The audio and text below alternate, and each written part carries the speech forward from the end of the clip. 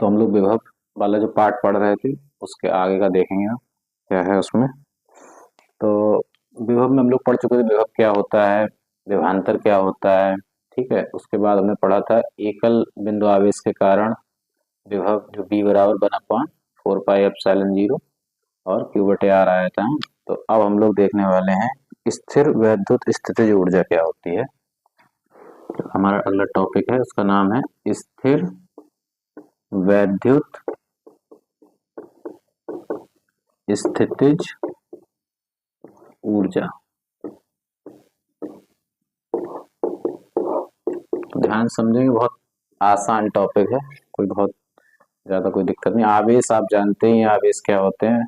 आवेश जो है वो दो प्रकार के होते हैं, सुनिए आपने क्या, धनात्मक और ऋणात्मक आवेश। तो जो आवेश जब दो समान प्रकृति के होते हैं तो वो एक दूसरे को क्या करते हैं, प्रतिकर्षित करते हैं, और वो विपरीत प्रकृति के होते हैं तो वो एक दूसरे को आकर्षित करते हैं। ठीक है, तो अगर कोई जो आवेश हैं तो अगर उन्हें हम क्या करें, दूर ले जाएं या उन्हें पास लाएं, तो हमें क्या करना पड़ेगा, हमें कुछ ना कुछ कार्य करना पड़ेगा। तो वो जो कार्य है वही कार्य किसके रूप में संचित हो जाएगा, उस निकाय में, उस निकाय में वो कार्य संचित हो जाएगा किसके रूप में, स्थितिज ऊर्जा के रूप में। तो आवेशों को दूर ले जाने में अथवा आवेशों को पास लाकर कोई निकाय बनाने में जो कार्य करना पड़ता है वही कार्य क्या कहलाता है, स्थितिज ऊर्जा कहलाता है। तो हम कह सकते हैं आवेशों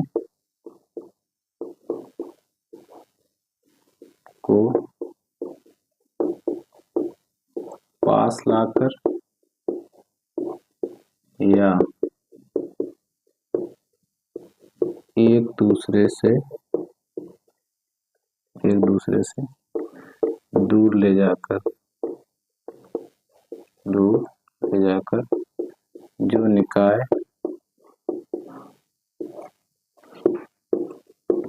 बनाने में कार्य करना पड़ता है वह कार्य निकाय में स्थितिज ऊर्जा के रूप में संचित हो जाता है।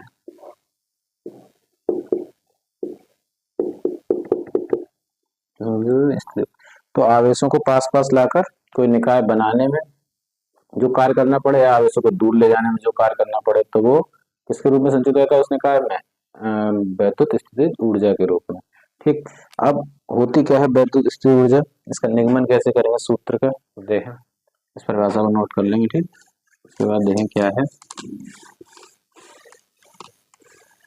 जैसे एक आवेश है Q1 और एक आवेश है Q2, बीच की दूरी कितनी है इनकी, r। ठीक, तो अगर हम कुछ देर के लिए मान लें कि जो आवेश Q2 है वो कहाँ है, अनंत पे है, तब क्या होगा, तो जो Q1 के कारण जो वैद्युत विभव होगा क्या होगा, Q1 के कारण वैद्युत विभव, तो हम लोग लिख देंगे, तो वो हो जाएगा V1 बराबर, तो हम लोग लिखते हैं V1 के B बराबर लिख लें, B बराबर 1/4 पाई एप्सिलॉन 0 और Q1 बटे R।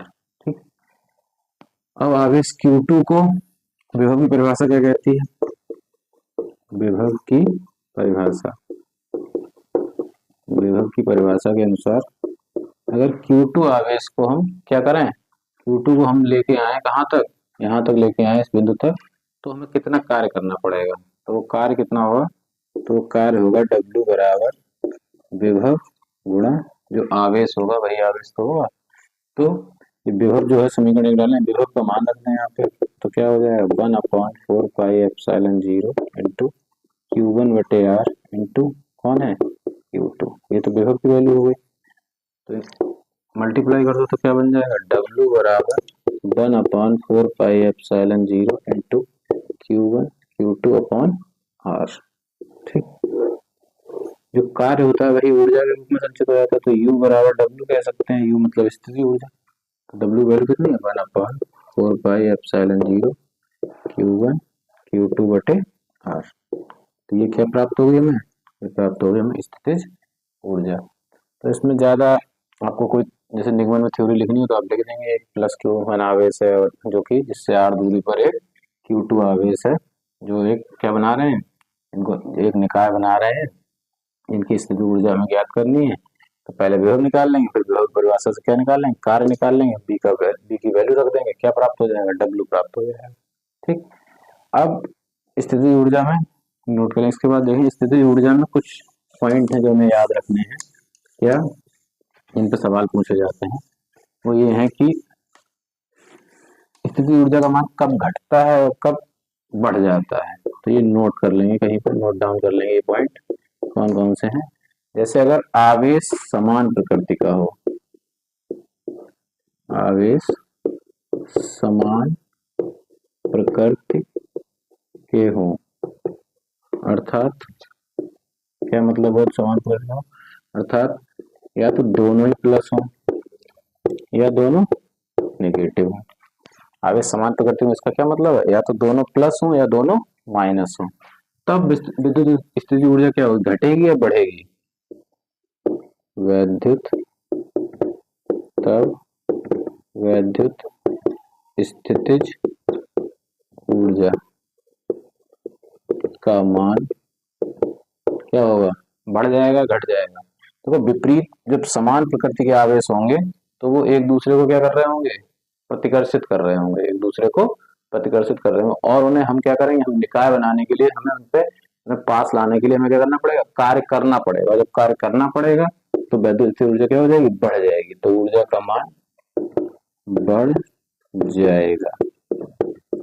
ठीक, तो याद रखेंगे जब आवेश समान प्रकृति के होंगे तो वो क्या कर रहे होंगे, एक दूसरे को प्रतिकर्षित कर रहे होंगे, और प्रतिकर्षित जब कर रहे हैं, जैसे दो चीजें दूर हटने का प्रयास कर रही हो और आप उन्हें क्या कर रहे हो, पास लाने की कोशिश कर रहे हो, तो क्या होगा, तो आपको ज्यादा कार्य करना पड़ेगा। ज्यादा कार्य करना पड़ेगा तो ज्यादा ऊर्जा मिलेगी, क्योंकि कार्य जो स्थिति ऊर्जा है वो क्या है, कार्य के रूप में ही संचित हो जाती है। तो जितना ज्यादा कार्य उतनी ज्यादा ऊर्जा, तो इसका मतलब है वैद्युत ऊर्जा क्या हो जाएगी, बढ़ जाएगी।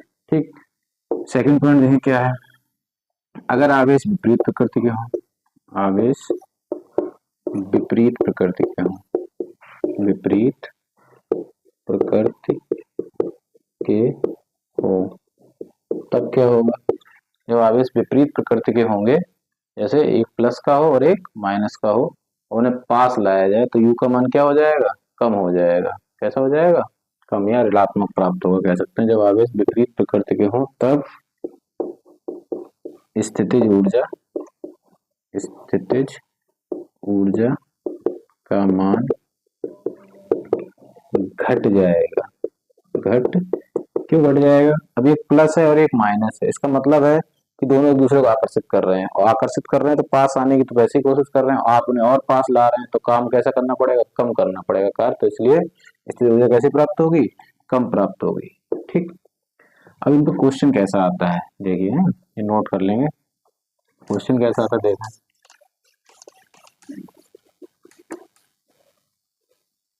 उनका जो क्वेश्चन आता है वो देखते हैं किस प्रकार का आता है।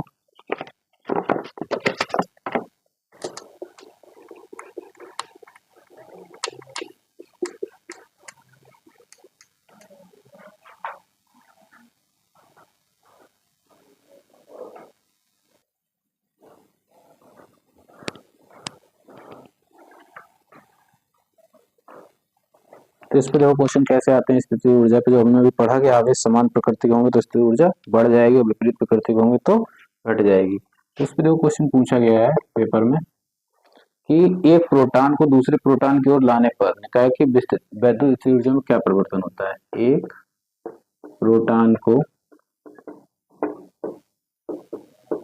दूसरे प्रोटॉन की समीप लाने पर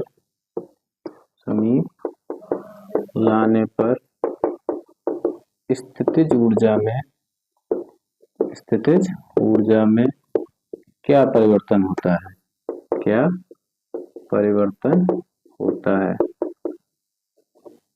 तो बताओ क्या परिवर्तन होता है।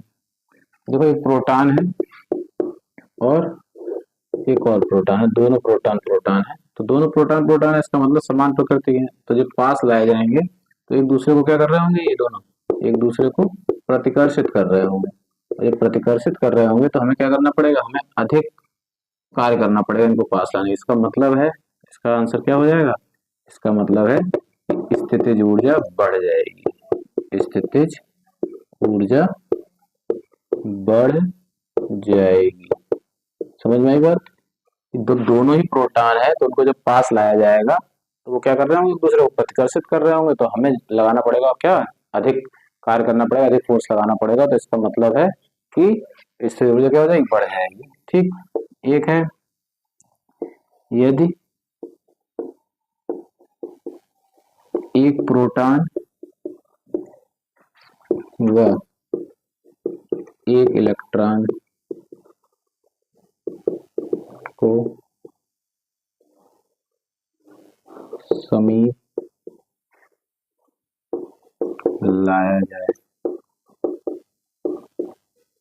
तब स्थितिज ऊर्जा, तब स्थितिज ऊर्जा, तो आप बता सकते हैं क्या हो जाएगा तब।